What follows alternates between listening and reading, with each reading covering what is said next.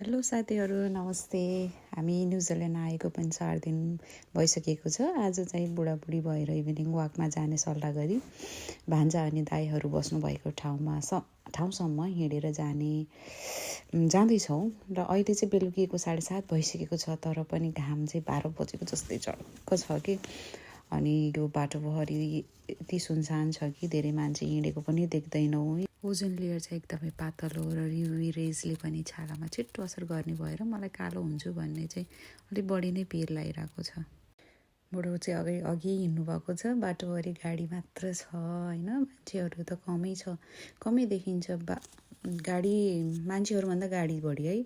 अनि बाटोभरि फुल के कति राम्रो राम्रो फुलहरू, नेपालमा जस्तै पाइने फुलहरू पनि मैले यहाँ देखेँ। अनि जता हेऱ्यो त्यतै हरियाली, एउटा डाँडा पनि खाली भएको हामीले देख्दै देखेनौँ। सबै डाँडाहरू चाहिँ हरियाली, सबै वरिपरि हरियाली गर्दा एकदमै रमाइलो लाग्यो एउटा। Thank you for watching.